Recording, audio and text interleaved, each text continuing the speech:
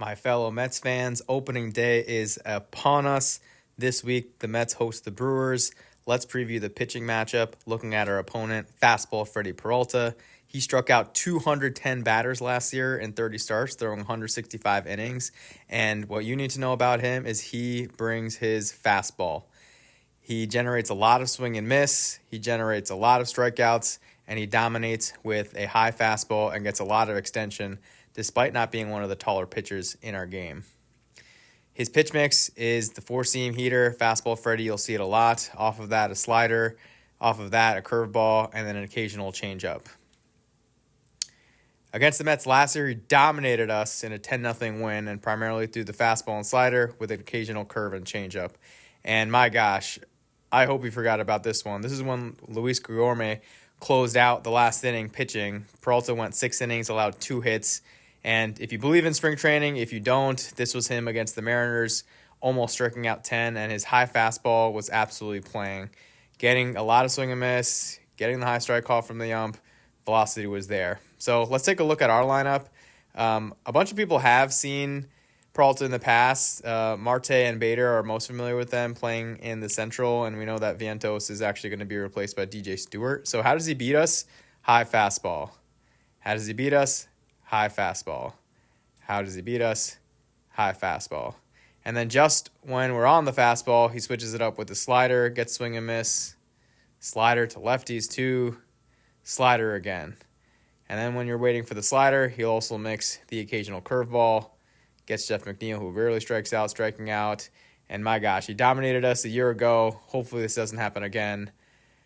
But yeah, that's rough. So the rest of the lineup, when they saw him that game, just coming back to it, none of them really made hard contact. Obviously, Nimmo ground out easily right here. McNeil on a fastball up, couldn't get to it and popped it out to the third baseman. Alonso on a breaking ball, soft tapper. Not many really people had hard contact on him. So how we can beat him, Marte is very familiar with him. His days in Pittsburgh, I like to see this, lay it down and bunt down the third base side.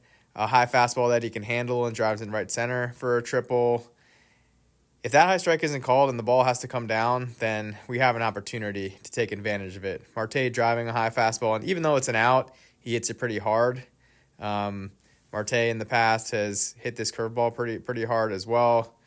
And then even last year, it wasn't a hit, but he did make hard contact. So Marte, extremely familiar with Peralta. I'm looking at him to potentially be an X factor. And Bader as well. Not a lot of success. I mean, he got dominated with his fastball up, Peralta's slider, and then, of course, his curveball as well. But Bader has had some extra base hits. During our COVID year, fastball that's not up enough and not fast enough, he drives for a home run. And it's really about taking advantage of mistakes for Peralta. It's a hang and breaking ball that Bader drives for extra bases. That's really going to be the theme for the Mets opening day. Hopefully, it's a little cold in New York, doesn't have as good of a feel. Can't get to the top of the zone. Can't get enough velocity. This one, he puts a fastball right down the middle, and Bader takes advantage of it.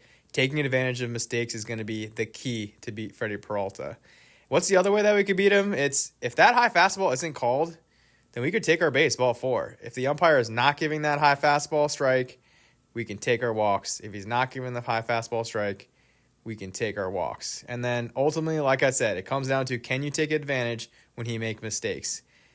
When his fastball comes over the plate, or if later in the game when he's tired and velocity isn't there, the Mets have to jump on him like Lindor did here a few years ago.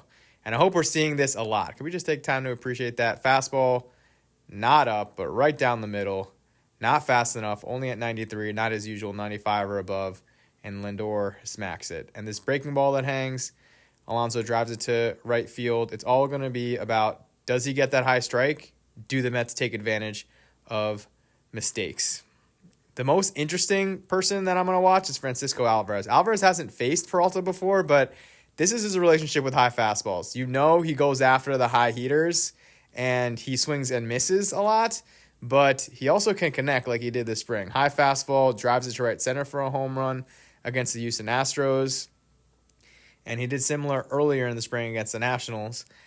with the high fastball, and you could drive it to the moon. So you might see an 0 for 5, 5K kind of day, or multiple home runs making a big impact. So we'll see how that goes. Beatty, once again, hasn't seen Peralta, but he has taken advantage of mistakes this spring against Lance Lynn, a fastball that's not high enough and not fast enough, and he drives for a home run against the Tigers, against Manning, had a hanging breaking ball that he drove over the fence. So if mistakes come, I believe that Beatty can take advantage of it.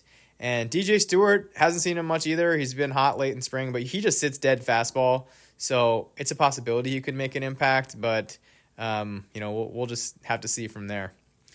So our lineup, I'm expecting Marte and Bader to take advantage of their experience. Alvarez, the kind of biggest X factor. Beatty, the ability to take advantage of mistakes. DJ Stewart is sitting on fastball. And we're going to need Nimmo, Lindor, Alonso, and McNeil to really step up against fastball Freddy. So we'll see you in Citi Field. Let's go Mets.